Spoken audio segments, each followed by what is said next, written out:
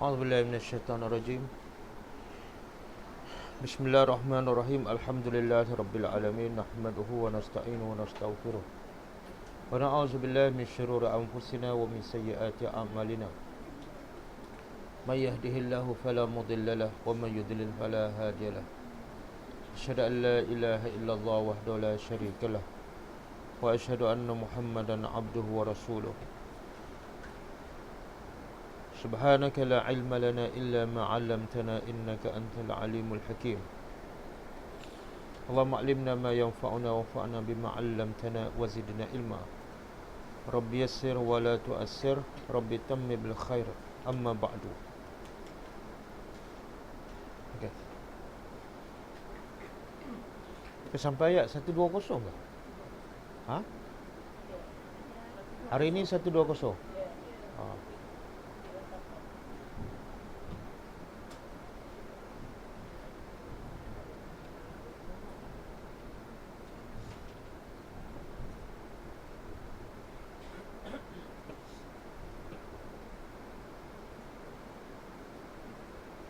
أعوذ بالله من الشيطان الرجيم.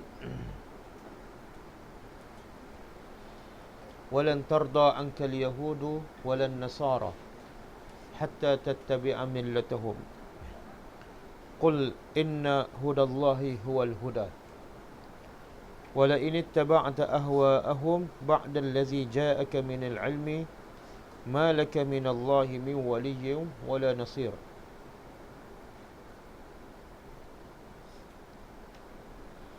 Okay, maksudnya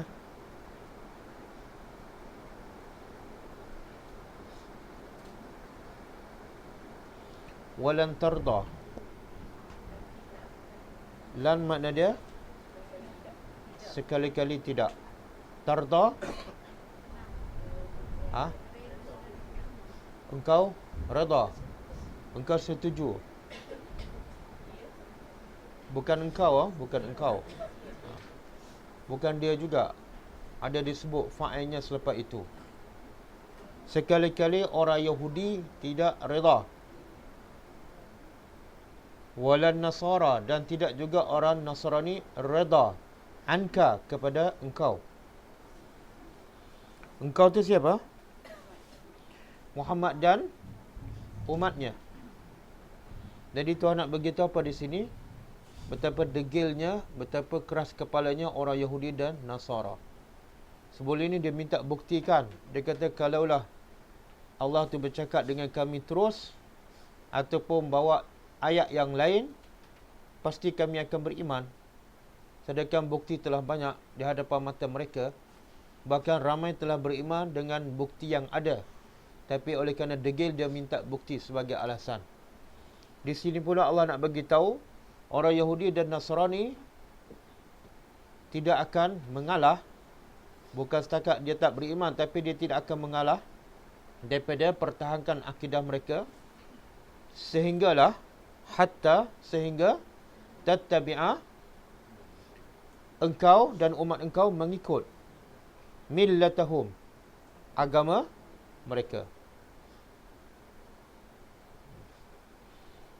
Maksudnya ayat ini Tuhan guna perkataan lan. Apa makna lan? Tidak sekali-kali. Sampai bila ni? Sampai bila-bila.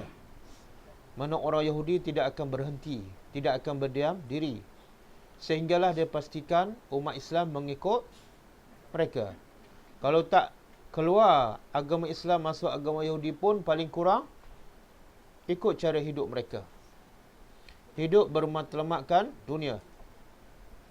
Hidup bermatlamatkan hiburan dan kepuasan. Cukup.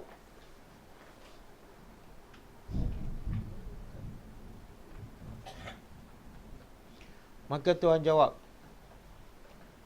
kalau itulah sikap orang Yahudi dan Nasrani,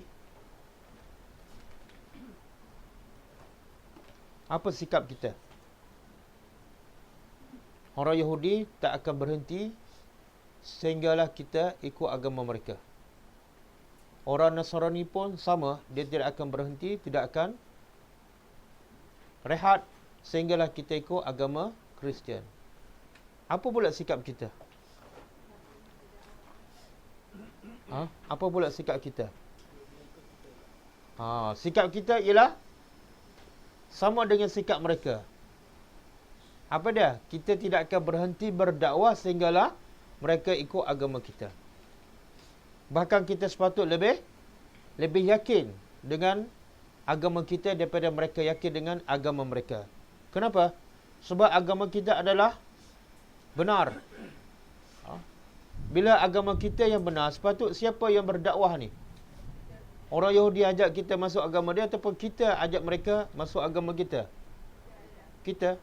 Tapi yang berlaku sekarang, siapa yang berdakwah? Siapa yang berdakwah? Orang Yahudi dan Nasrani berhempas pulas. Masuk kampung, masuk ulu kan? Pergi Sabah, pergi Sarawak, berdakwah je. Tapi orang kita buat apa? Duduk depan TV, depan Facebook.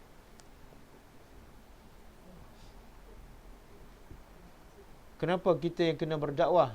Sebab Tuhan kata, Qul, katalah wahai Muhammad. Boleh duduk depan. Ataupun yang depan, datang ke depan lagi.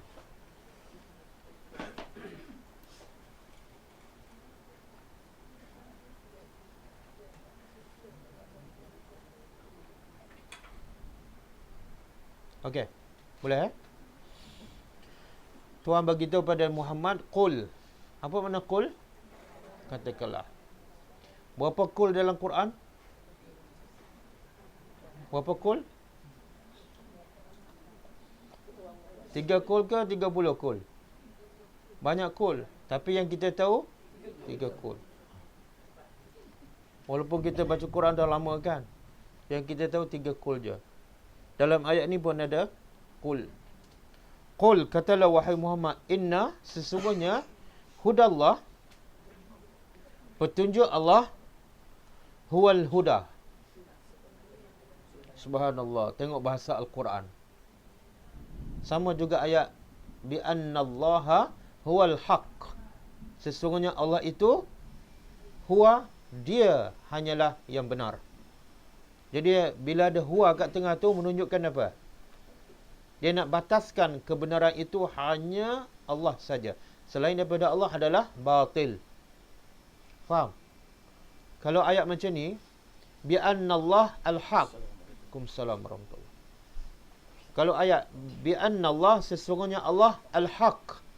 Allah adalah benar. Lain dengan Allah huwal haq. Apa beza dia? Allah al-haq dengan Allah huwal haq.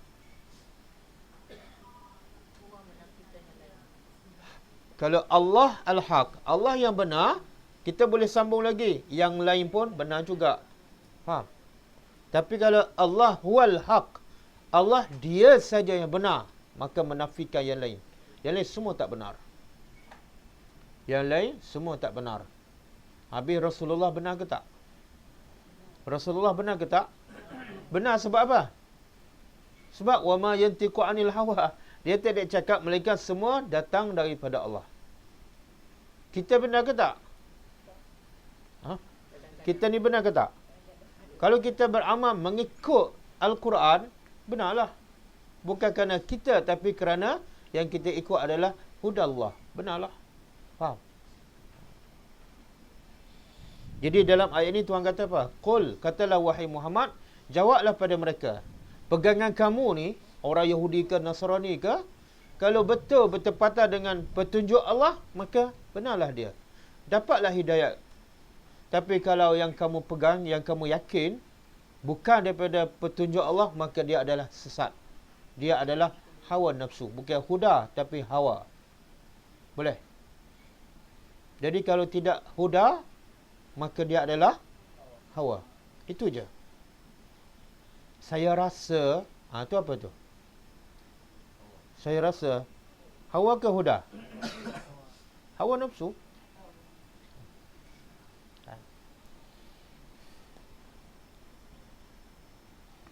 Dia kata, baca Quran, kena baca Quran, kena latih, biasakan diri baca Quran setiap hari. Sebab apa?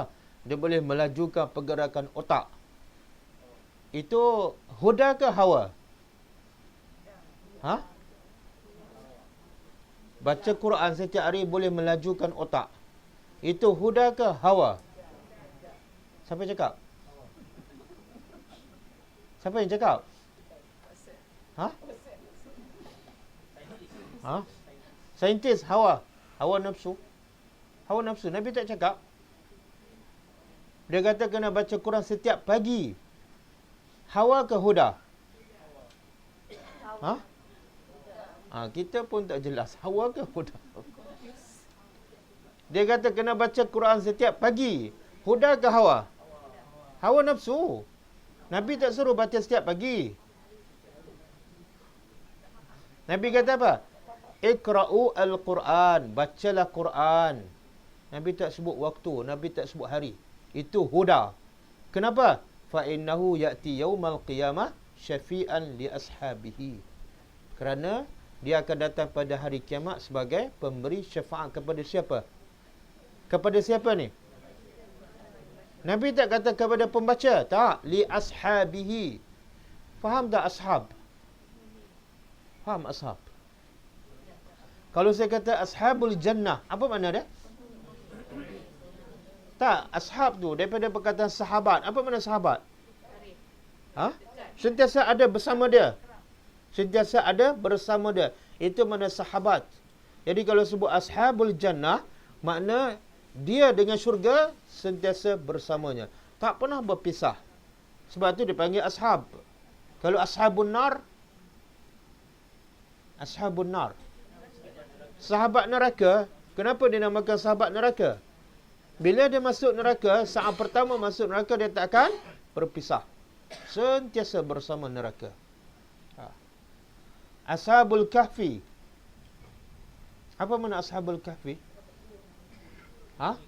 Kenapa dinamakan, penghuni gua dinamakan ashab? Kenapa? Sebab dia tak pernah keluar daripada gua selama 309 tahun. Jadi tu Nabi kata apa? Bacalah Quran. Nabi tak sebut hari, Nabi tak sebut waktu. Itu huda. Bila kita tetapkan hendaklah baca Quran setiap pagi, hawa nafsu. Ustaz kan baik. Kan baik baca Quran setiap pagi. Kalau baik kenapa Nabi tak cakap? Kalau kita tetapkan baca setiap pagi, seolah kita telah mewajibkan benda yang tak wajib.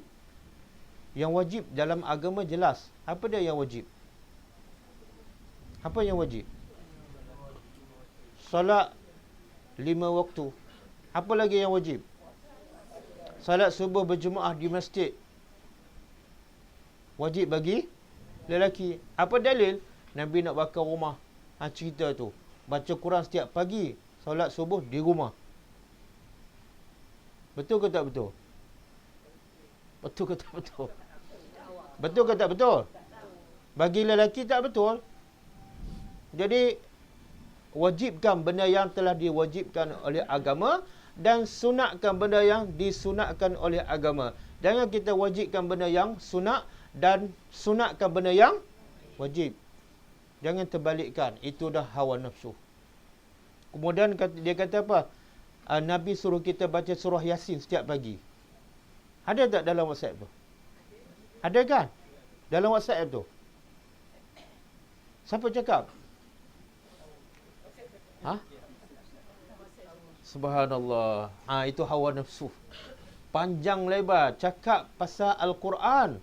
Cakap pasal Al-Quran. Saya baca penat. Tengok-tengok satu ayat Quran pun tak ada. Tengok-tengok satu hadis Nabi pun tak ada. Tapi cerita pasal Al-Quran. Lepas tu dia kata baca Quran ni kena boleh melajukan otak. Sebab apa? Kita nak tangkap sebutan huruf. Kemudian nak tangkap idghamnya, gunahnya kan. Menjadikan otak kita cekap. Sedangkan Nabi cakap apa? Siapa yang mahir dengan Al-Quran, dia bersama malaikah al-bararah. Para malaikat yang sentiasa berbuat kebaikan. Dan siapa yang gagap, Nabi kata apa? Dapat 2 pahala. Dia kata kalau gagap tu ada masalah kan? Nabi kata dapat 2 pahala. Tengok. Huda dengan hawa nafsu, beza tak? Huda dia menggalakkan, gagak pun baca. Gagak pun baca. Sebab apa? Dapat 2 pahala. Boleh. Kemudian yang Quran cakap apa dia? Quran suruh baca ke suruh tadabbur? Kalau huda, petunjuk Allah, Quran kata, kitabun anzalnahu ilaika mubarakun liyadabbaru. Quran kami turunkan untuk tadabbur. Tuhan tak kata untuk dibaca. Tak ada. Quran kami turunkan kepada engkau penuh kebaikan liyadabbaru, supaya mereka tadabbur. Tuhan tak sebut pun supaya mereka baca. Menunjukkan apa? Yang paling penting ialah tadabbur. Tadabbur. Sampai Tuhan tak sebut baca. Bukan tak penting baca, tapi Tuhan nak bagi tu tujuan utama Quran diturunkan liyadabbaru. Sampai Tuhan tak sebut liyaqra'u, kemudian liyadabbaru. Tak ada. Boleh. Jadi sekarang Tuhan kata apa? Qul inna hudallah huwal huda. Petunjuk Allah sahaja yang sebenar-benar petunjuk. Selain daripada itu, hawa nafsu. Sebab itulah kata Imam Malik. Apa kata Imam Malik? Dia kata kata-kata manusia boleh kita ambil dan boleh kita tolak. Nak ambil boleh, nak tolak boleh. Sebab apa? Sebab dia bercampur dengan hawa nafsu. Kecuali kata-kata siapa ni? Sahibu hadzal qabri. Tuan punya kubur ni. Kubur siapa tu? Rasulullah. Sebab Imam Malik mengajar di Masjid Nabawi dan berdekatan dengan kubur Nabi. Dia kata kata-kata manusia boleh kita ambil dan boleh kita buang. Kecuali kata-kata Nabi. Kata-kata Nabi tak boleh ditolak. Sebab dia adalah hudallah, petunjuk Allah. Boleh Kemudian dia kait pula dengan Wahabi. Saya pun pelik. Orang kalau dah takut pada hantu, dia tak pernah tengok hantu kan? Lalu tengah malam tepi kubur je, mintalah Allah jauh daripada hantu. Hantu tak ada pun. Mintalah hantu tak kacau aku. Hantu tak ada pun. Jadi orang dah, kalau dah takut sangat pada benda yang dia sendiri tak tahu apa dia, dia pun mula khayalkan. Orang Wahabi membida'ahkan baca Quran tengok mushaf. Subhanallah. Saya tak kenal. Pertama, saya tak kenal siapa Wahabi. Yang kedua, saya tak tahu. Betul tak ada orang Wahabi mengatakan baca Quran tengok mushaf bida'ah? Sedangkan Quran bila mula dicetak? Bila? Zaman Osman. Jadi zaman Osman, zaman sahabat, Quran dah ada. Jadi Osman baca Al-Quran tak? Baca. Sahabat-sahabat lain baca tak? Jadi kalau sahabat baca, apatah lagi Khulafa ar-Rasyidin baca, bukankah itu sunnah Nabi? Sunnah Nabi. Nabi kata, alaikum bisunnati wa sunnati Khulafa ar-Rasyidin. Hendaklah kamu ikut sunnahku dan sunnah Khulafa ar-Rasyidin. Jadi tak ada siapa pun kata baca Quran tengok masa bid'ah. Tiba-tiba dia khayalkan ada orang kata. Macam orang takut pada hantu lah. Kalau kamu lalu tepi kubur baik-baik tu ada hantu. Mak pernah tengok? Mak tak pernah tengok. Mak tahu mana? Orang cakap. Kan? Dia takut pada benda yang tak ada pun. Sepatut apa kata ulama? Ulama kata apa? La takhaffanna illa zambaka. Wala tarjuwanna illallah. Jangan sekali-kali kamu takut melainkan dosa kamu. Dosa kita berlambak, senyum je. Tapi kita duk bimbang pasal orang kan. Orang tu buat begini, orang ni buat begini, kita duk risau. Yang dosa kita, kita tak risau. Dia, masalah dia dengan Tuhan. Cek diri kita, muhasabah diri kita. Yang kita duk baca Quran setiap hari tu, kita faham ke tak? Kalau tak faham, Allah kutuk, Allah cela. Afala yatadabbaruna al-Quran am ala qulubin akfaluha. Kenapa kamu tak faham Quran ni?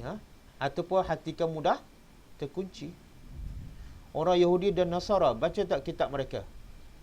Baca tak? Bahkan sampai tahap Allah gelarkan mereka ahli kitab. Tapi baik tak mereka?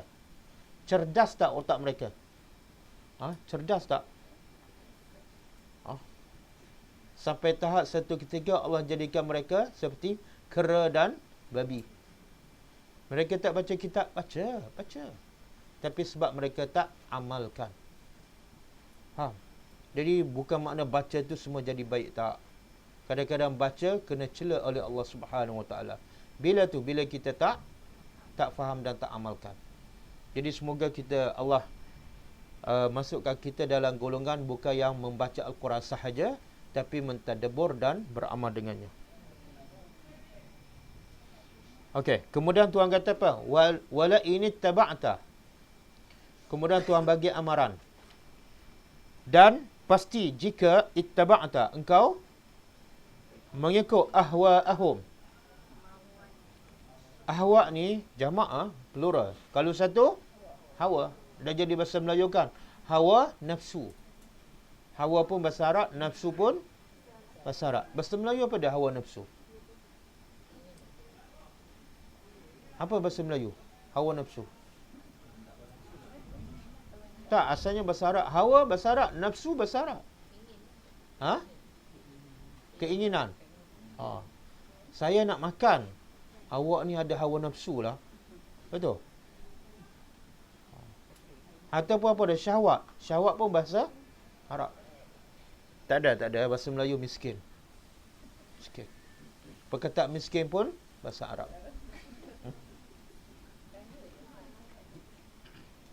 Tengok Tuhan bagi amaran pada siapa ni? Wala ini taba'ta ahwa'ahum. Jika engkau mengikut hawa nafsu mereka. Hawa nafsu siapa ni? Yahudi dan Nasara.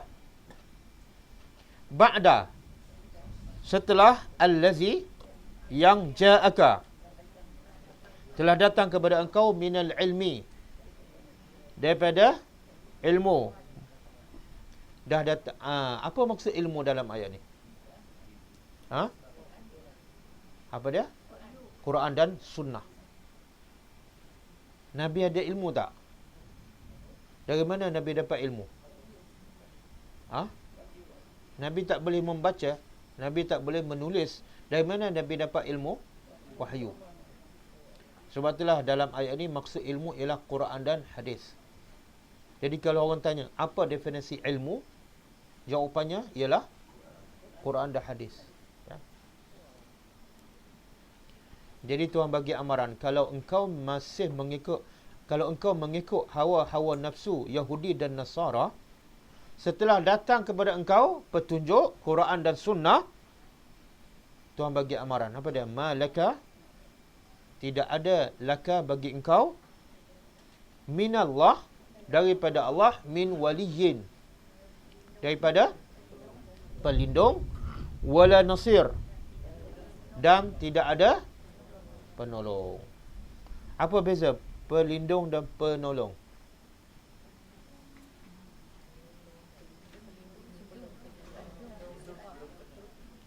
Pelindung sebelum kena, penolong setelah kena.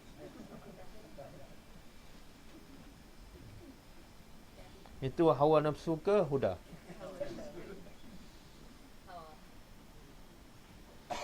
Dalam tafsir disebut wali ialah yang menjaga kita, yang melindungi kita, yang memberi makan pada kita, yang menjaga kesihatan kita. Itu wali. Nasir, bila datang kejahatan ataupun musibah, dia elakkan musibah tersebut. Itu nasir. Jadi dalam keadaan biasa, wali. Bila ada musibah, nasir. Boleh? Mana yang beli rumah untuk kita duduk dengan selesa, siapa dia? Suami. Yang bagi kita makan, suami. Yang bagi pakaian kita, suami. Masa itu suami adalah wali. Bila datang perompak, rompak rumah kita, suami lindungi kita. Masa itu suami adalah nasir. Tapi kalau datang perompak, suami lari dulu. Masa itu, siapa nasir kita?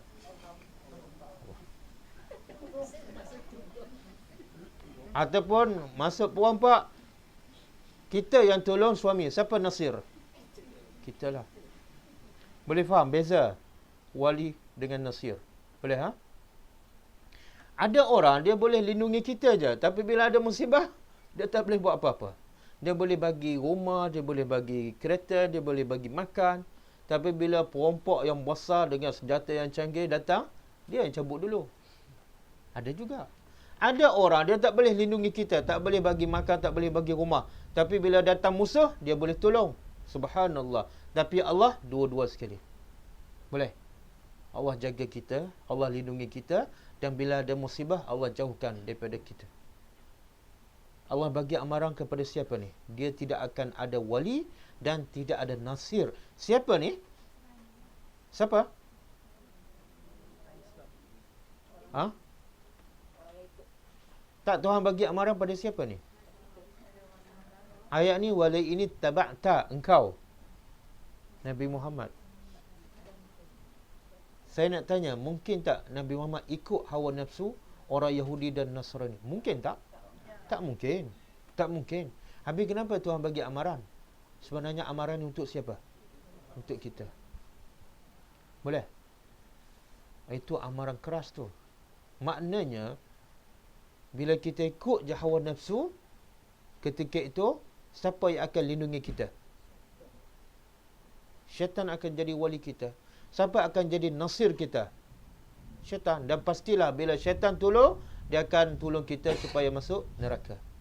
Bila syaitan yang lindungi kita, dia pastikan kita bersamanya dalam neraka. Bila tu? Bila kita ikut je hawa nafsu. Subhanallah. Sebab itulah tak boleh ikut hawa nafsu dalam, apatah lagi dalam bab ibadat. Tak boleh.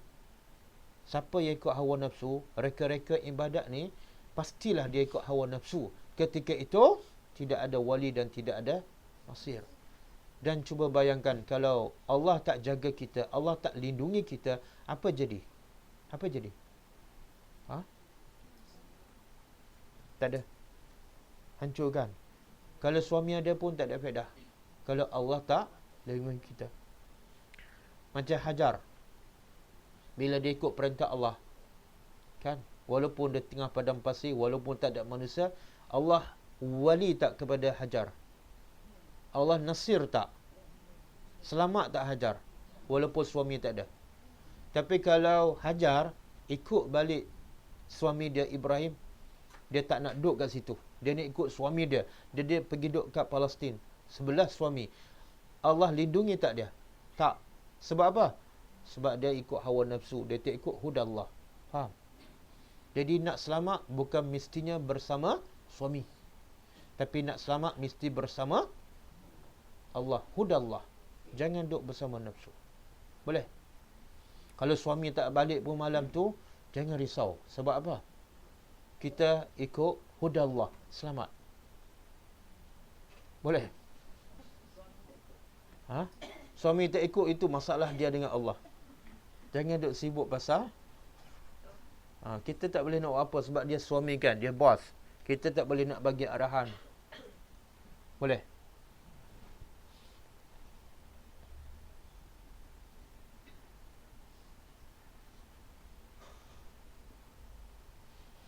Apa ni? Musa bila berdepan dengan tentera Firaun dan berdepan dengan laut yang besar, masa tu Musa ikut apa? Hawa ke huda? Huda. Maka ketika itu ada tak wali? Allah sebagai wali dan sebagai nasir. Ada tak? Subhanallah.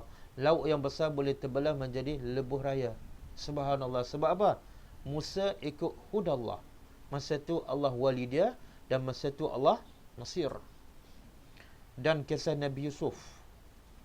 Bila adik-beradik dia rancang nak bunuh dia, dia tetap beriman kepada Allah.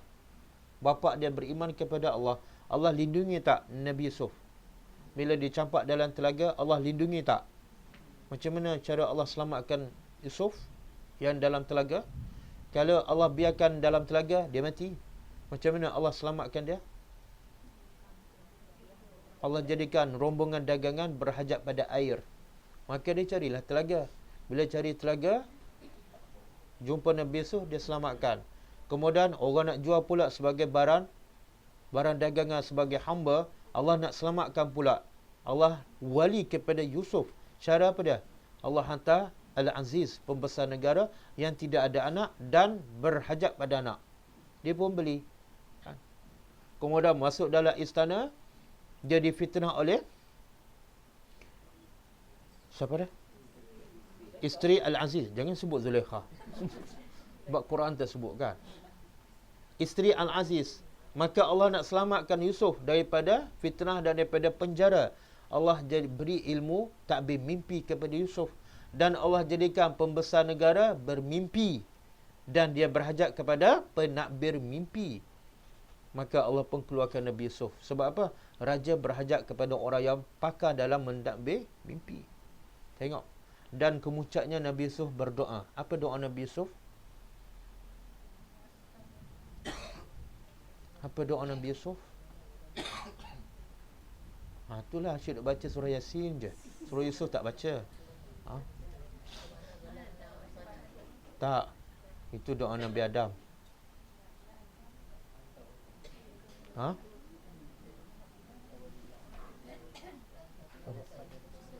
Apa doa Nabi Yusuf? Anta waliyyi.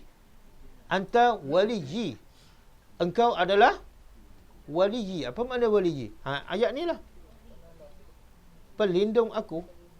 Bila Nabi Yusuf ikut je hidayah Allah, bila difitnah untuk berzina dengan isteri Al-Aziz, dia lawan nafsu, dia tak berzina, maka ketika itu Allah lindungi dia. Maka kata Yusuf, anta waliyyi fid dunya wal akhirah.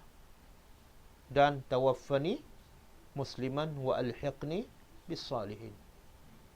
Dia tak minta kekal berkuasa, dia tak minta panjang umur, dia tak minta murah rezeki. Dia minta apa dah?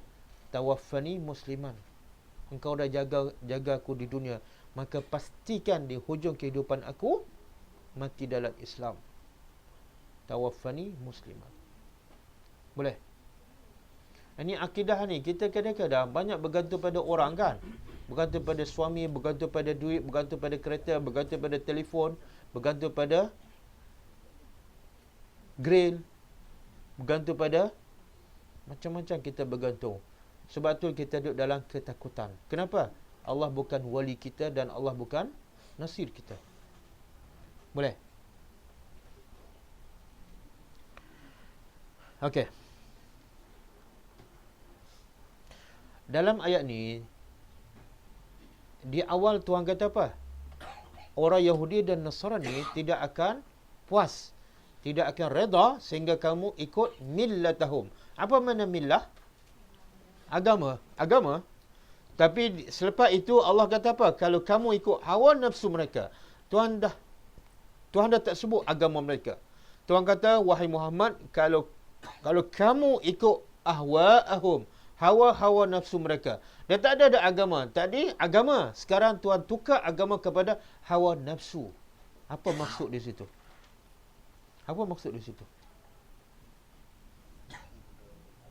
Faham tak soalan?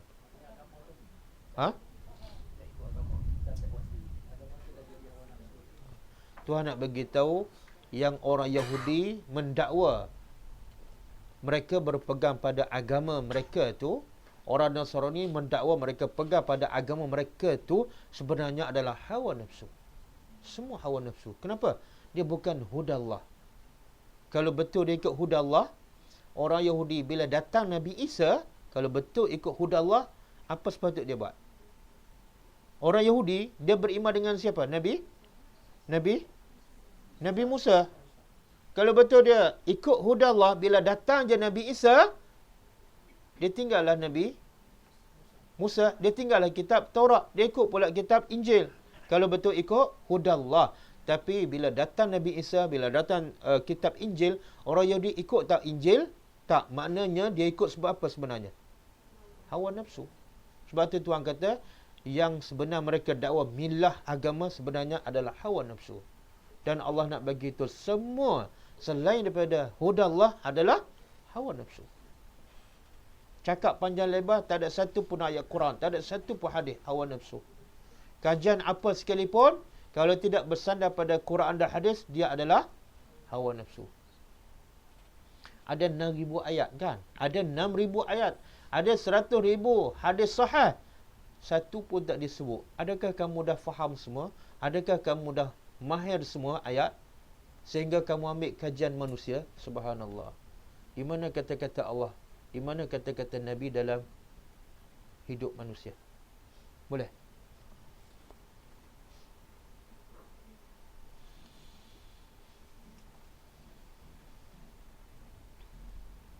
Cuba buka surah Yunus.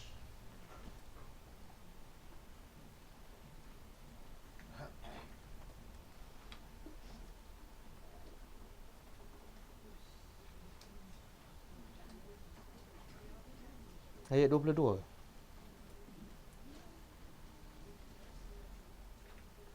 Sorry, ayat 32.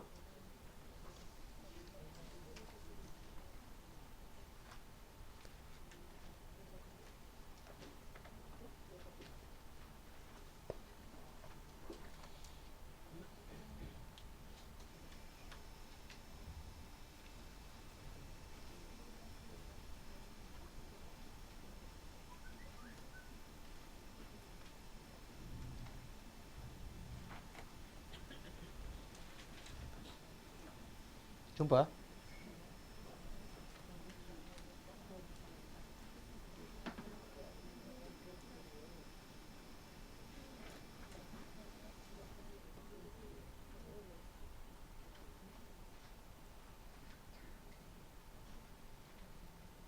Jumpa?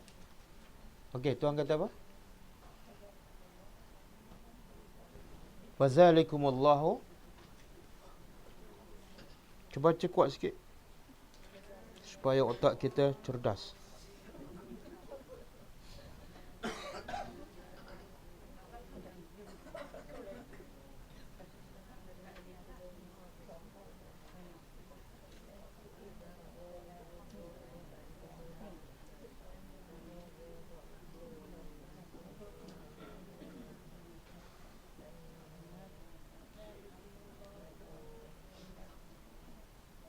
Fazalikumullah, maka itulah Tuhan.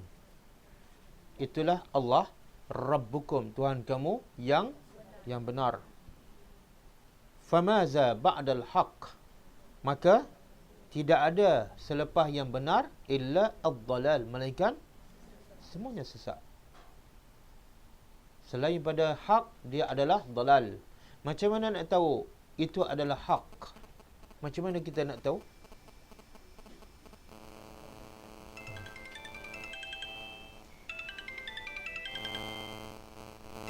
Kita nak tahu itu adalah hak ialah apa yang Allah turun dalam Al-Quran dan apa yang disampaikan oleh Nabi sallallahu alaihi wasallam. Maka itu adalah hak. Selain daripada itu semuanya adalah dalal. Siapa cakap ni? Allah. Fa anna tusrafun. Maka Tuhan kata, macam mana kamu boleh dipalingkan daripada kebenaran? Sebab apa? Kebenaran itu sangat jelas. La raiba fi, tidak ada keraguan. Yubayyinullahu ayati, Allah dah jelaskan ayat-ayatnya. La raiba fi, tidak ada keraguan. Macam mana kamu masih boleh berpaling daripada kebenaran? Boleh?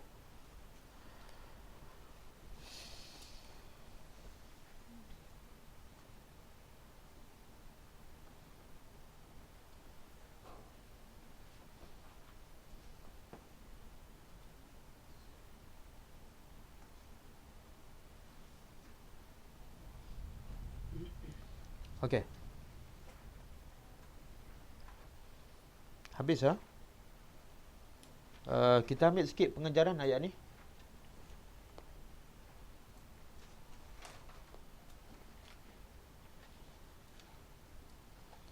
Pengajaran pertama,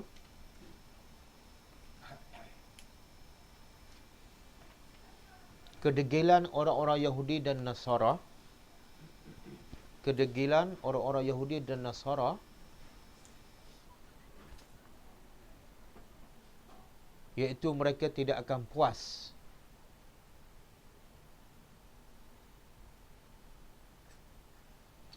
sehinggalah kita mengikut mereka.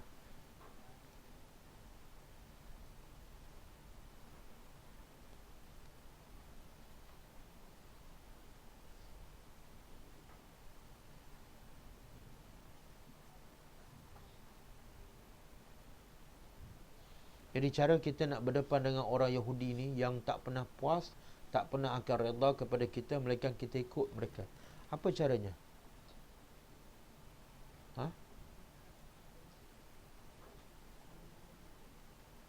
Apa cara dia?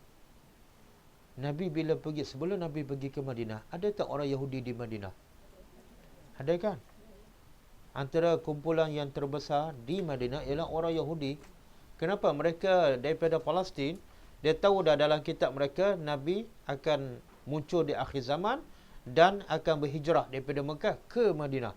Jadi dia pergi awal-awal lagi ke Madinah. Sebab apa? Nak sambut Nabi ni. Kenapa? Sebab dia sangka itu adalah Nabi daripada bangsa mereka, Bani Israel. Bila-bila walamma jaa ma arafu, manakala datang apa yang mereka dah yakin tapi tidak sama dengan yang mereka sangka, maka kafaru, mereka kufur. Okey, bila Nabi sebelum pergi ke Madinah, Nabi tahu ada orang Yahudi di Madinah. Apa Nabi buat? Apa Nabi buat? Ha? Sebelum sampai ke Madinah, apa Nabi buat? Nabi hantar seorang sahabat, nama dia siapa?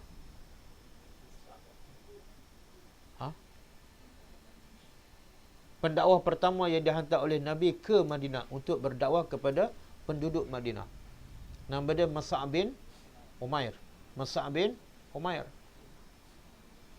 Jadi Mus'ab bin Umair bila sampai ke Madinah, apa dia buat? Saya nak bagi tahu macam mana kita nak berdepan dengan orang Yahudi. Bukan marah, bukan pulau, bukan boikot, bukan maki, tak, berdakwah. Jadi Mus'ab bin Umair pergi berdakwah dari rumah ke rumah di hampir seluruh rumah di Madinah. Ke kebun, dia pergi berdakwah di kebun. Tengok ada orang kebun, ada orang di kebun, dia masuk kebun, dia pergi berdakwah. Sehingga sebelum Nabi sampai ke Madinah, tidak ada rumah di Madinah, melainkan semuanya, hampir semua, mesej dakwah dah sampai kepada penduduk Madinah, termasuk pada orang Yahudi. Dan bila Nabi pula sampai ke Madinah, ucapan pertama Nabi sebaik saja sampai di Madinah ialah ayyuhan nas, wahai manusia, afsyus salam, sebarkan salam.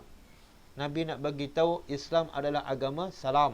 Islam adalah agama sejahtera. Dan antara orang yang pertama dengar tazkirah Nabi sebaik saja Nabi sampai di Madinah ialah ulama Yahudi. Nama dia asal nama dia Husain bin Salam. Bila dia dengar tu, dia memang dah yakin ini adalah Nabi yang benar, walaupun dia tahu Nabi itu bukan daripada bangsa mereka.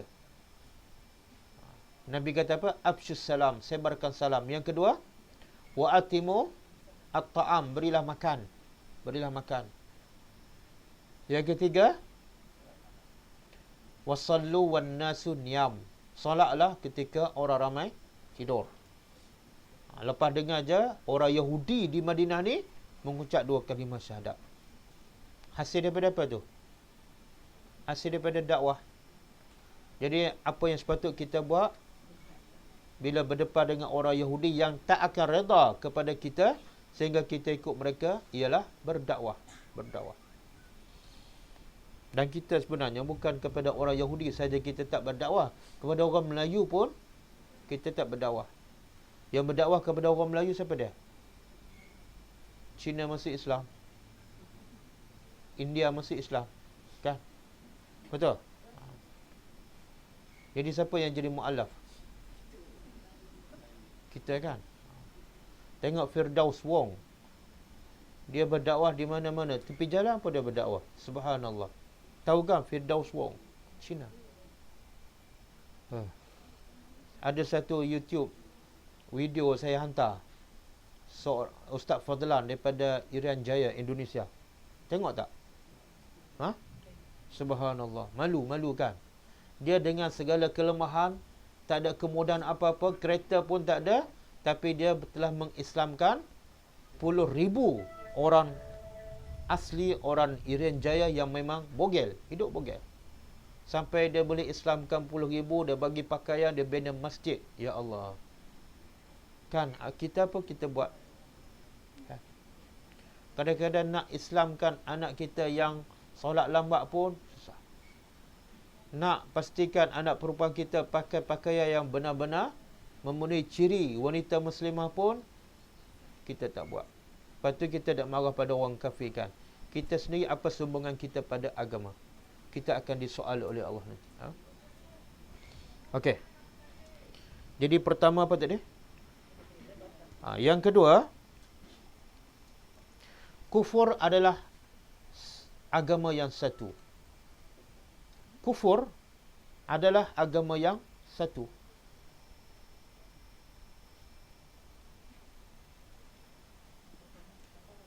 Tak faham. Okey. Ayat tadi kata apa? Tuhan kata orang Yahudi dan orang Nasara tidak akan redha sehingga kita ikut millatahum, agama mereka. Sebenarnya agama Yahudi dengan Nasara ni sama ke tak? Ha? Sama. Mana sama? Mana sama? Yahudi dengan Nasara ni sama ke? Kalau sama, kenapa dua nama berbeza? Tak sama. Asalnya tak sama. Tapi bila Allah kata hatta tattabi'a millatahum, sehingga kamu ikut millah, agama mereka, seolah Allah nak bagi tahu walaupun tak sama tapi sebenarnya satu agama, iaitu sama-sama tak beriman kepada Allah. Orang Yahudi dia percaya Allah tu ada anak, tapi anak Allah siapa? Tak, Yahudi. Uzair. Orang Nasrani percaya Allah tu ada anak, tapi anak Allah Isa. Berbeza. Orang Yahudi percaya pada kitab Taurat. Orang Nasrani nampak macam berbeza, tapi sebenarnya dua-dua tu tak beriman kepada Allah. Dua-dua tak beriman kepada Al-Quran. Boleh? Jadi kadang-kadang kita keliru. Kristian lain, Yahudi lain, Buddha lain. Tak, sebenarnya kekufuran adalah satu agama. Sebab tu bila masuk neraka yang sama. Okey. Yang keempat. Yang ketiga. Semua yang selain daripada hudallah, semua yang selain daripada hudallah adalah dalal. Semua yang selain daripada hudallah, petunjuk Allah, adalah dalal, iaitu sesat. Semua sesat. Tulis dalam bracket rujak surah Yunus yang kita tengok tadi. Surah Yunus ayat berapa tadi? 32. Tidak ada selepas kebenaran melainkan semuanya sesat.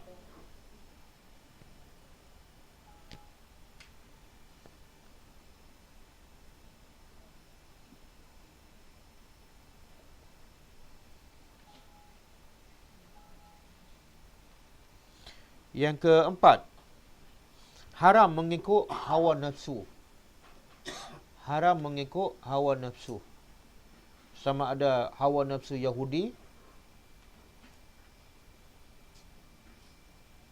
ataupun Nasrani ataupun sesiapa saja.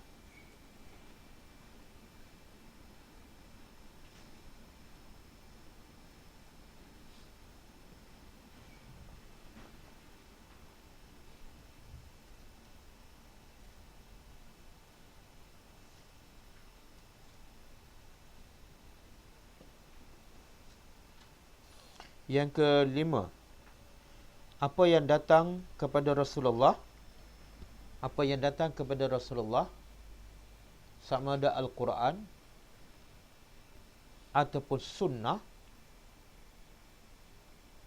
ia adalah ilmu.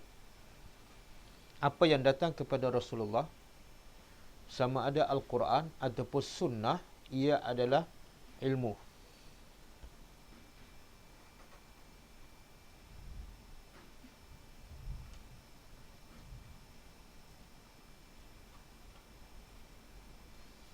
Yang keenam,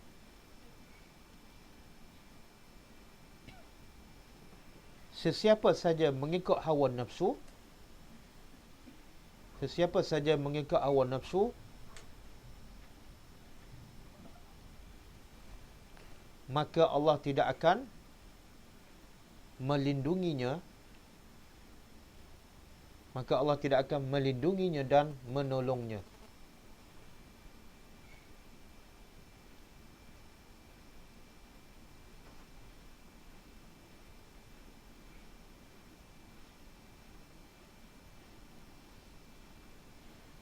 Okey. Habis, ha? Kita ambil satu ayat lagi. Ayat 121.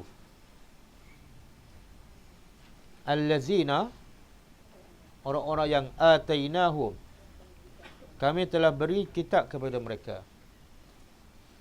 Siapa yang Allah bagi kitab pada mereka? Yahudi dan Nasrani. Yang tadi Tuhan nak celakan. Orang Yahudi ni tak akan reda, tak akan puas pada kita, sehinggalah kita ikut mereka. Tapi adakah semua orang Yahudi macam tu? Adakah semua orang Yahudi dan Nasrani semua nak kita masuk agama mereka? Adakah begitu? Tak. Ada kecuali. Salah seorang Yahudi yang masuk Islam ialah Abdullah bin Salam. Dan bila orang Yahudi yang benar-benar ikhlas dan beriman kepada Allah, Allah puji. Ayat ini Allah nak puji ahli kitab yang beriman. Yang tadi Allah nak cela yang tak beriman. Faham? Sebab itulah kita kenapa? Pengajarannya apa dia? Kita kena berlaku adil. Jangan kita pukul rata semua Yahudi jahat, semua Nasrani jahat. Bila nak menghukum, berhati-hati. Ada 2-3 orang budak kampung apa ni? Kampung Kuang. Jahat kan? Kita kata orang Kuang ni memang jahat. Itu zalim, tak adil. Orang Terengganu kan? Terengganu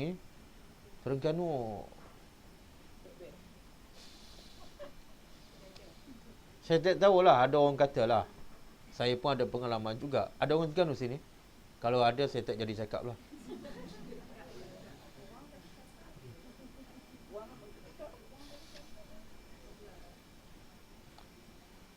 Ada orang Terengganu, orang katalah, dia kadang-kadang tak mesra dengan orang luar, kan? Kadang-kadang kita pergi rumah dia, dia macam nak tak nak je layan. Tapi jangan kerana itu kita kata, orang Terengganu sama je. Itu zalim. Itu tidak adil. Tidak adil.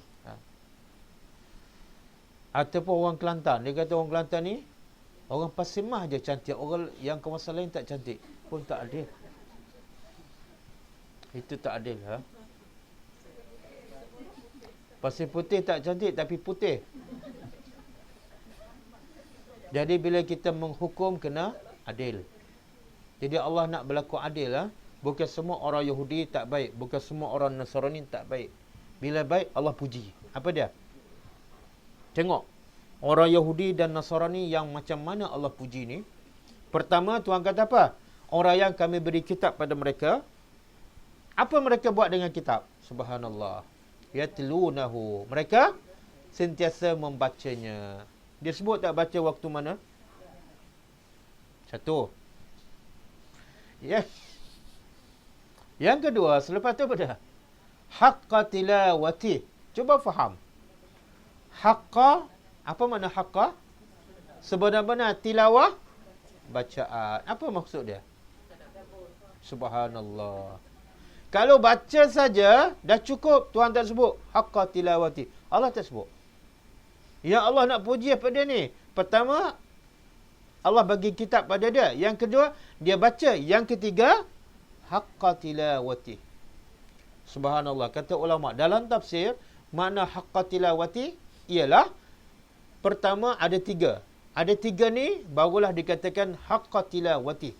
Kalau ada salah satu belum haqqa tilawati. Mesti ada ketiga-tiga. Pertama, dia baca lafaz Al-Quran dengan betul, makhrajnya, tajwidnya. Yang kedua, dia baca tafsirnya, maknanya. Yang ketiga, dia beramal dengan ajaran yang ada dalam ayat tersebut.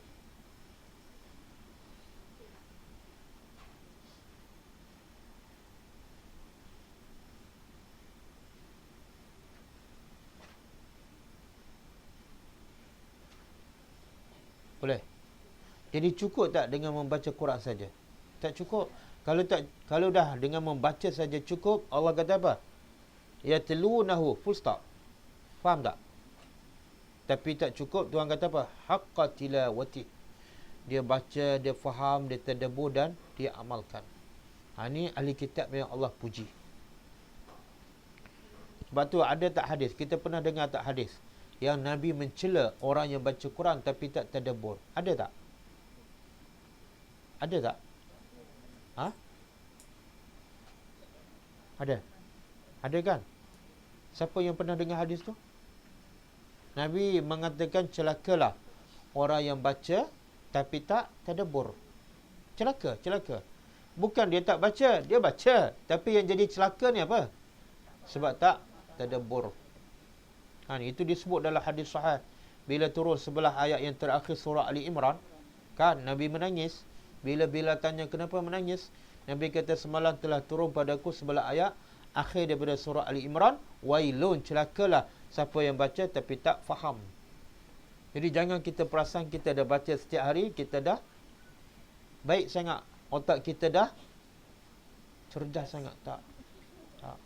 Nabi kata wailun, celaka kalau tak faham. Apa dia? Ini orang mengajar ni.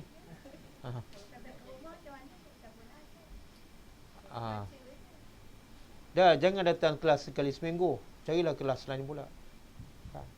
Tengok drama setiap hari. Takkanlah nak faham Quran sekali seminggu. Carilah kelas lain. Banyak tak kelas? Sekarang dalam YouTube banyak tak? Ya Allah. Kadang-kadang kita pening. Sebab apa? Tak tahu nak pilih yang mana. Pasal tadabbur Al-Quran, pasal fiqh, pasal hadis, banyak sangat. Boleh buka je. Kadang-kadang sekarang canggih sangat. Dalam kereta boleh online kan? Orang ceramah kat Penang, kita boleh buka dalam kereta, dengar.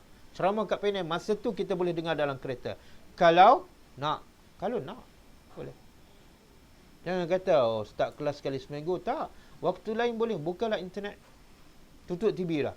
Mulai sekarang tutup TV. Sebab apa? Banyak lagi ayat yang kita tak faham. Boleh? Boleh kak? Guna kepakaran anak. Anak ambil bidang IT kan? Guna kepakaran anak. Ini ambil IT tapi tak buka untuk yang Islam tu. Apa dia? Sambung TV boleh sambung YouTube. Ya Allah, kalau nak ilmu, nak tadabbur Quran, macam-macam. Macam-macam surah. Macam-macam surah ada. Nak tunggu kelas ni habis 30 juzuk. Bangunan ni runtuh tak habis lagi. Syahid dulu. Ini berapa ayat ni baru ni? 121 tu. 121. Ada berapa ayat lagi? 6,000 lebih lagi. 6,000 lebih. Okey. Kemudian Tuhan kata apa? Tuhan puji orang yang kami beri kitab. Satu. Yang kedua, dia baca. Yatlunahu fi'l mudhari', selalu membaca. Tak kiralah pagi, petang, siang, malam. Yang ketiga, haqqa tilawati, baca dan tadabbur. Maka Tuhan kata apa? Ulaika yu'minuna bih. Itulah orang yang beriman dengannya. Dengan apa ni? Tengok. Tuhan sebut beriman setelah apa ni? Beriman setelah apa? Setelah dia membacanya haqqa tilawati. Makna apa tu? Tak mungkin kita beriman kepada Al-Quran tapi kita tak faham. Tak mungkin, mustahil. Awak beriman tak dengan semua yang terkandung dalam Al-Quran? Beriman. Awak faham tak? Tak. Awak baca tak surah ayat kursi? Baca. Kenapa baca? Kenapa baca ayat kursi? Pelindung syaitan. Okey. Tahu tak ayat yang paling besar, yang paling hebat dalam Al-Quran? Ayat apa? Dalam 6,000 ayat tu, ada satu ayat yang paling besar, paling hebat. Ayat apa? Apa dia? Ayat apa? Ayat kursi. Ada dalil? Kalau tak ada dalil, hawa. Ada hadis, Okey, hadis. Boleh sebut hadis tu?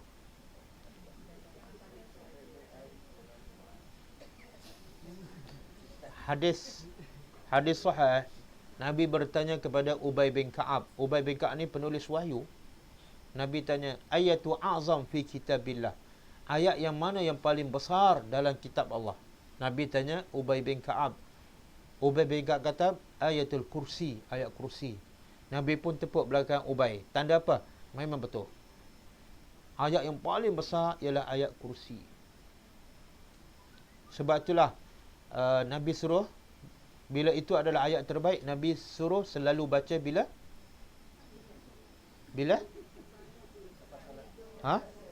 Setiap kali lepas salat 5 waktu. Apa kelebihan dia?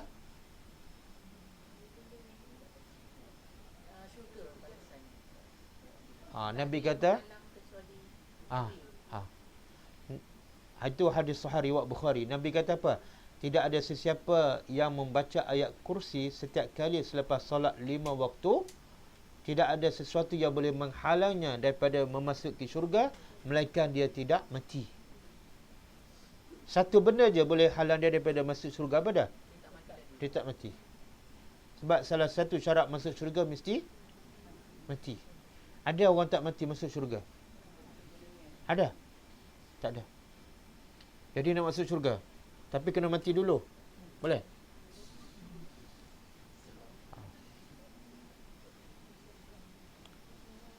Apa lagi? Bila lagi Nabi suruh kita baca ayat kursi? Sebelum tidur. Apa kelebihan dia? Kalau baca setiap malam sebelum tidur. Apa dia? 2 malaikat apa? 2 malaikat jaga. Tak, malaikat kalau kita beriman, malaikat sentiasa jaga. Ada malaikat depan dan belakang. Kita akan dipelihara daripada tipu daya syaitan sampai ke pagi. Tengok lepas solat Nabi suruh baca ayat kursi kan. Malam Nabi suruh baca ayat kursi. Tapi yang kita beli tampal kat dinding tu siapa suruh? Siapa suruh? Itu huda ke hawa?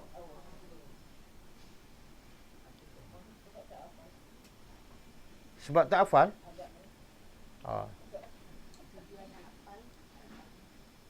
Tujuan hafal, beli tampal. Betul ke ni?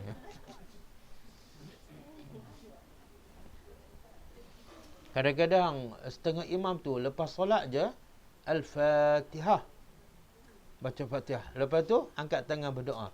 Ya Allah, siapa suruh baca Fatihah lepas solat? Nabi suruh baca ayat kursi. Itu huda ke hawa? Ustaz, apa pula hawa nafsu? Ini baca Quran. Tengok, kita dah pakai logik akal. Semua yang kita rasa baik, kita rasa betul. Tak. Yang baik ialah yang Allah dan Rasul cakap, bukan yang kita rasa baik. Boleh? Nabi suruh baca ayat kursi lepas solat. Nabi tak suruh baca Fatihah. Maknanya yang baik baca ayat kursi. Yang kamu baca Fatihah dan tak baca ayat kursi, siapa yang suruh? Itulah hawa nafsu. Fatihah Nabi suruh baca bila? Dalam solat. 17 kali sehari kan? 17 kali sehari. Cukuplah. Lepas solat baca pula ayat kursi. Nak baca juga Fatihah.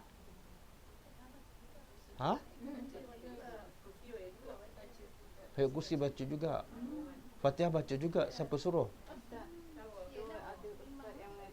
Kita nak tidur malam baca Bismillah 21 kali itu. Ada apa-apa yang itu? Ustaz suruh baca Bismillah 21 kali sebelum tidur. Ustaz kata kan? Bila Ustaz cakap, hawa ke huda? Nabi tak suruh baca Bismillah. Nabi suruh baca Bismillah bila? Nabi suruh baca Bismillah, tapi bila? Bila nak makan je.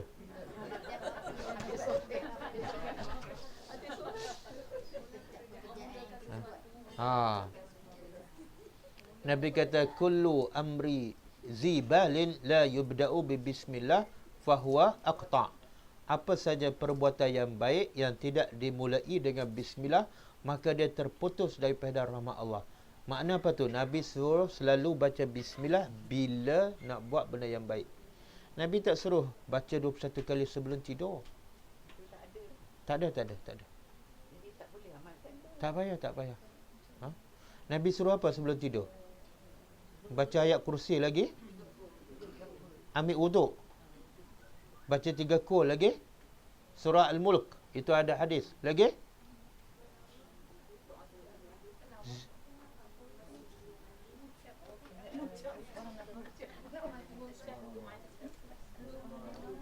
Mengucap nanti dulu. Dekat nak mati baru mengucap.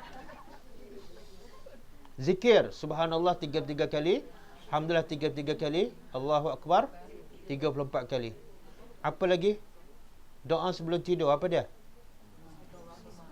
Bismillahirrahmanirrahim amutu ahya. Lagi? Ada lagi doa sebelum tidur? Nanti dulu. Bismillah 21 kali boleh sabar pula. Yang Nabi tak suruh boleh sabar. Tengok hawa nafsu. Jadi benar dia ikut tu apa dia? Sebab dia rasa boleh. Bukan kerana benda tu. Subhanallah, ada satu doa Nabi ajar, Allahumma qini azabaka yauma tab'atsu ibadaka. Hadis sahih. Cantik doa tu. Ya, Allahumma qini azabaka yauma tab'atsu ibadaka. Ya Allah, jauhlah aku daripada azab engkau pada hari engkau bangkitkan hamba engkau. Sebab bila bangun tidur seolah gambaran kita bangkit daripada kubur. Bila bangkit daripada kubur, sama ada manusia dapat nikmat ataupun azab. Kita pun minta kepada Allah, selamatkan aku daripada azab engkau. Cantik doa tu. Tak payah baca bismillah. Bismillah 21 kali. Doa tu dia tak baca. Pelikkan kita. Sebab itulah kata ulama, bila kita buat benda yang Nabi tak buat, kita tak akan jumpa sunnah Nabi. Kita tak akan jumpa. Kenapa? Kita rasa yang kita buat tu dah betul. Bila dah betul, kita tak cari dah. Aku apa peduli apa Nabi cakap. Yang ni dah betul. Bismillah, salah ke? Baca Fatihah, salah ke? Kita tak akan cari sunnah Nabi. Itu bahaya orang yang buat benda yang bid'ah. Banyak sunnah-sunnah Nabi kita tak jumpa. Dah tua baru. Kan? Punca apa tu? Lahwal hadis. Contohlah. Contoh solat sunat 12 rakaat setiap hari. Kita masa tua baru tahu kan? Sebab apa? Kita ada buat solat apa? Solat tasbih, solat duha, solat hajat, solat apa lagi? Solat taubat, istikharah kan? Yang 12 rakaat setiap hari Nabi buat dan Nabi bagi tahu ganjaran besar. Kita tak dengar. Bila kita dengar, waktu dah tak larat dah. Waktu kita ada 1000 alasan. Ustaz, 12. Boleh? Saya nak bagi satu contoh. Bagaimana sahabat percaya, yakin pada Nabi. Bila dia yakin, dia buat aja. Dia tak fikir dari segi logik akal. Maka bila dia yakin, Allah makabulkan permintaan dia. Kita bila dengar petir, biasa kita sebut apa? Lagi? Satu lagi. La haula wala quwata illa billah kan? Nabi tak suruh sebut auzubillah. Auzubillah bila tu? Bila nak baca Quran. Dalam satu hadis sahih, seorang sahabat nama dia Auf bin Malik. Auf bin Malik. Anak dia pergi berperang. Anak dia nama Malik. Malik bin Auf bin Malik. Anak dia pergi berperang. Bila selesai berperang, semua tentera Islam balik. Anak dia tak balik. Dia pun jumpa Rasulullah. Wahai Rasulullah, anak aku ikut berperang, tapi semua tentera Islam dah balik dengan selamat. Anak aku tak balik. Aku tak tahu apa keadaan dia. Mati ke? Hidup ke? Kalau nak kata hidup, tak balik. Nak kata mati, tak ada mayat. Maka tengok, Nabi kata apa? Biasakan kamu dan isteri kamu baca La hawla wa la quwwata illa billahil aliyyil azim. Baca. Tengok, sahabat ni dia tak pakai logik akal. Kalau kita anak hilang, orang bagi doa, kita kata apa? Ustaz, anak saya hilang ni. Kalau saya baca doa ni, saya pergi mati tak jumpa. Betul tak? Sahabat tak cakap macam tu. Sami'na wa ata'na. Sebab yang bercakap siapa dia ni?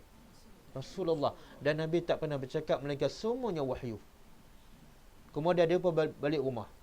Bila balik rumah, isteri dia tanya, apa kata Rasulullah tentang anak kita hilang ni? Dia kata, Rasulullah nasihat, aku dan engkau selalu membaca la hawla wala quwwata illa billahil aliyyil azim. Tengok isteri yang solehah pula. Kalau kita anak hilang, suami pergi jumpa ustaz, suami bagi baca la hawla wala, duduk kat rumah baca. Isteri kita ni isteri kita kata apa? Kita kata apa? Sampai ke bila tak jumpa anak duk zikir kat rumah kan? Tapi isteri dia kata apa? Ini adalah satu benda yang sangat besar sebab dia datang daripada Rasulullah. Jadi suami isteri pun bacalah la haula wala quwata illa billahil aliyyil azim. Sampailah malam. Baca je. Tengah malam ada orang ketuk pintu. Bila buka pintu tengok anak dia. Bawa dengan kambing-kambing pula tu. Terkejut. Hai? Macam mana kamu ada kat sini? Dan kambing-kambing ni daripada mana? Dia kata, wahai ayah, saya ditawan oleh musuh. Saya nak lari tapi tangan saya diikat, kaki saya diikat. Kemudian tiba-tiba musuh tu tertidur dan ikatan saya terbuka. Saya pun ambil kambing-kambing dia sekali. Harta rampasan lah. Harta rampasan. Saya ambil sekali. Kemudian bapa dia tanya, macam mana kamu boleh lari daripada jauh sampai di satu malam, perjalanan jauh, bawa pula kambing-kambing. Dia kata, masa aku lari tu, aku rasa dibawa oleh para malaikat. Sebab tu aku boleh sampai. Hadis sahih. Tengok, sahabat, dia bukan fikir dari segi logik akal. Kalau logik akal, anak hilang, takkan baca zikir je, kan? Paling kurang buatlah report. Kan? Carilah masuk akhbar, masuk TV3. Tapi dia yakin bila Nabi suruh, itu yang terbaik. Dia pun zikir je kat rumah. Allah takdirkan dengan izin Allah anak dia balik. Bukan setakat dia balik, tapi bawa kambing. Wa man yattaqillah yaj'al lahu makhraja. Siapa takut pada Allah? Apa makna takut? Apa makna takut? Dengar je cakap Nabi. Itu makna takut. Ini takut hantu. Lepas tu tanpa ayat, wa may yattaqillah. Bila dia takut hanya pada Allah dan Rasul, dia laksanakan semua perintah Allah, walaupun macam tak masuk akal, maka Allah buka makhraj, jalan keluar. Anak dapat. Kemudian wa yarzuquhu min haitsu la yahtasib. Allah bagi rezeki yang tak disangka. Apa dia? Kambing. Ada tak orang anak hilang, bukan setakat jumpa anak, dapat kambing pula? Ada? Tak ada. Biasanya anak hilang, tak jumpa sampai kesudah. Betul? Isteri pun buka aurat. Tak percaya pada Allah, pergi jumpa bomoh. Macam mana Allah nak makbulkan? Kan? Boleh?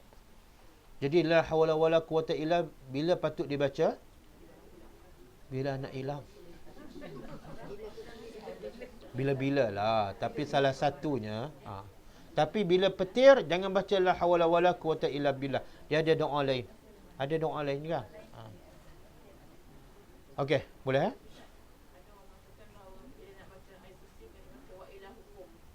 Tak.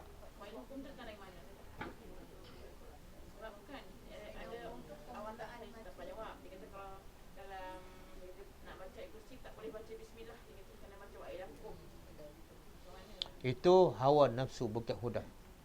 Sebab Nabi bila ditanya Ubay bin Ka'ab, apakah ayat yang paling besar? Maka kata Ubay bin Ka'ab ialah ayat kursi. Nabi tepuk belakang dia. Dan ayat kursi kata ulama ialah Allahu la ilaha illa huwal hayyul qayyum la ta'khudhuhu sinatun wa law. Tak ada wa ilahukum, tak ada. Mana ada sebelum tu wa ilahukum? Cuba buka surah Baqarah.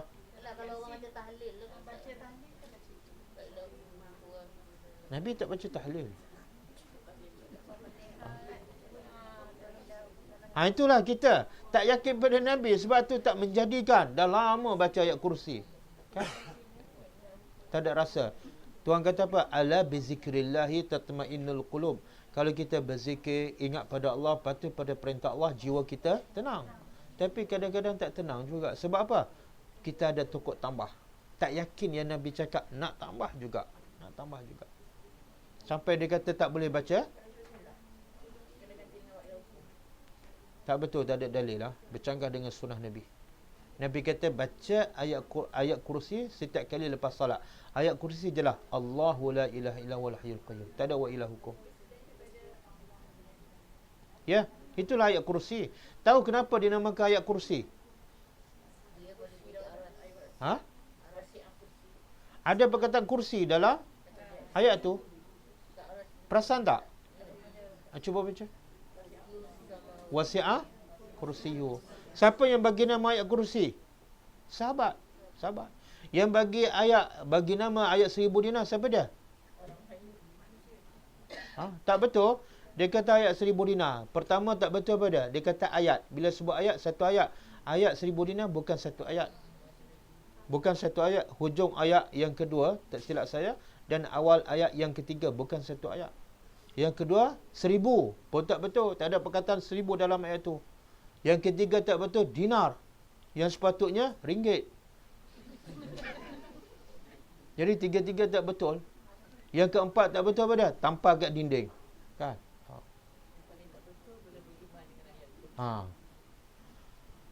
Okey. Masa kita solat tu kan, kita kan dah solat, kita baca doa. Kita baca doa, nak mulakan bismillah tu Ustaz. Kita terus saja baca doa. Apa ni? Nak baca doa? Kalau kita baca doa masa lepas solat tu kan. Tak payah baca bismillah. Kita Terus je. Termasuklah kita nak baca ayat kursi selepas solat, tak payah baca bismillah. Sebab kita dah mula nak sebelum solat pun baca bismillah. Dalam solat pun kita baca Fatihah pun bismillah kan. 4 kali sebut, 4 kali 4 rakaat kan. Tak cukup. Okey, kita habiskan ayat ni. Itulah orang yang beriman dengannya. Siapa ni? Allah puji ni. Itulah orang yang beriman dengan kitab. Siapa? Ahli kitab. Ahli kitab yang mana? Yang pertama, dia baca Quran. Yang kedua, haqqa tilawatih. Barulah dia beriman. Dan wa man yakfur bih.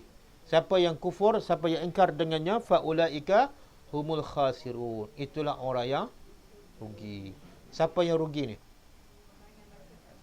Subhanallah. Tuhan tak kata orang yang tak baca dengar baik-baik. Tuhan tak kata orang yang tak baca rugi. Tak.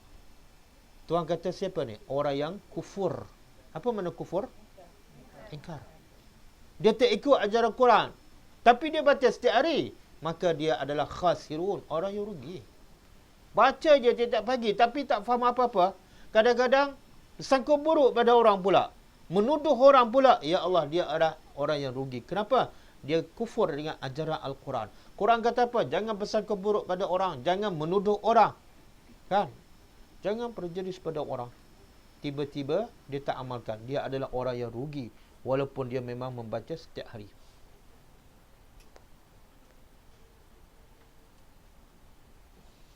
Okey, ayat 122 kita sambung akan datang.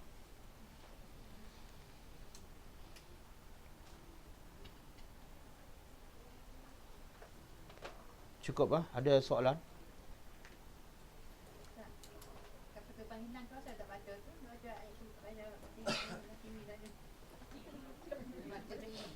Tahu sebab apa tak jumpa? Sebab dia panggil Raja Bongoh. Tak, bila Tuhan tak bagi jumpa adalah hikmahnya. Dia tak penting jumpa tak jumpa. Tak penting. Yang penting apa dia? Yang penting apa dia? Kita ambil pengajaran. Tengok apa kesilapan kita, muhasabah kita kan. Dalam kapal terbang ada juara. Allah reda tak? Tak reda. Ubahlah. Ini tak ambil pengajaran juga. Jadi jumpa tak jumpa, di akhirat besok, bila manusia dibangkitkan daripada kubur, mayat dalam kapal terbang yang hilang tu akan bangkit sama tak? Kita akan jumpa di sana. Itu akidah orang beriman. Bila dibangkitkan semua manusia daripada kubur, mayat yang dalam kapal terbang yang hilang akan bangkit. Dari mana dia bangkit? Itu bukan persoalannya.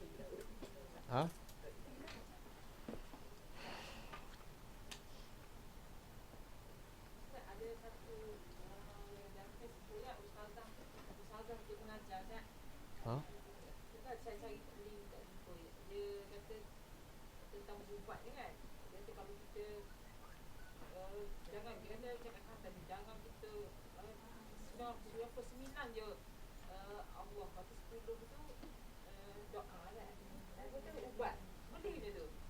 Maknanya ubat ni bukan kita tak boleh menyembuh. Yang menyembuh hanya semang-semang je Allah menyembuh je 10 ubat. Dia macam dalam Facebook orang share itu dia tak ada 90 Allah kan 10% tu ubat kita yang kita usaha tu. Cakap dia tu. Kita sekarang tu maknanya maksudkan kita 100% macam ni kita nak. Dia ayat-ayat macam tu boleh membawa kepada syirik. Bila kita kata 10% ubat menyembuh, mana kita rasa ubat tu ada kuasa. Ubat tu ada kuasa boleh menyembuh. Walaupun 10%, walaupun 1% je. Yang menyembuh hanyalah Allah. Habis ubat tu apa dah? Sebab sama juga kita cari rezeki. Kita cari rezeki, kemudian dapat rezeki. Kenapa kita dapat rezeki? Ha? Kenapa kita dapat rezeki? Ha, tengok. Kerana kita usaha. Ha, kita dapat rezeki sebab Allah yang bagi. Tak, usaha tu sebab. Penyebabnya Allah. Sebab tu banyak tu orang kata wa anfiqu mimma razaqnakum. Infaklah harta yang kami beri rezeki. Kami beri. Kamu hanya usaha. Usaha tu hanya sebab. Tapi kalau kami tak bagi, walaupun kamu usaha macam mana, kamu tak dapat. Sebab itulah kita kena yakin 100%. Apa saja usaha hanyalah sebagai sebab saja. Tapi yang penyebabnya adalah daripada Allah. Boleh? Ada tak orang tak usaha tapi Allah bagi rezeki? Ada? Siapa dia? Siapa dia? Maryam. Lagi? Ha? Nabi Yusuf. Dia masuk tak pilihan raya untuk jadi menteri? Ada? Dia duduk kat mana masa tu?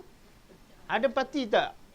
Tak ada. Dia duduk dalam penjara. Ada tak usaha nak jadi pembesar? Tak ada. Allah nak bagi.